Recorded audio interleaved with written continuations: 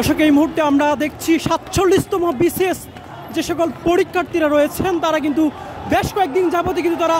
আন্দোলন করে আসছিলেন। এই মুহূর্তে কিন্তু তারা তাদের যে পূর্ব ঘোষিত যে কর্মসূচি শাহবাগ মোড় ব্লকেট কর্মসূচি সেটি কিন্তু এই মুহূর্তে আমরা দেখছি শাহবাগ মোড় কিন্তু এই মুহূর্তে তারা কিন্তু একেবারে যান চলাচল বন্ধ করে দিয়ে কিন্তু তারা শাহবাগ মোড় কিন্তু একেবারে দখল করে নিয়েছে। এই মুহূর্তে আমরা দেখছি কিছুক্ষণ আগেই কিন্তু তারা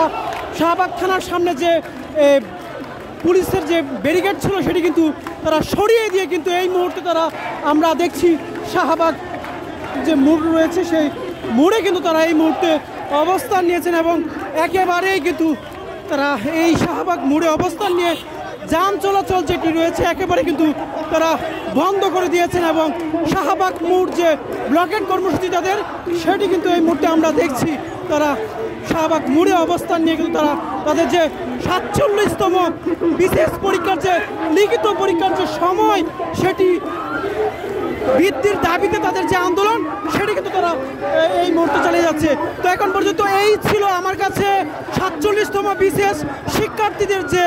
চলমান আন্দোলনের আজকের যে শাহবাগ মোড় ব্লকেট কর্মসূচি সেই ব্লকেট কর্মসূচি থেকে আমার কাছে থাকা সবশেষ তথ্য।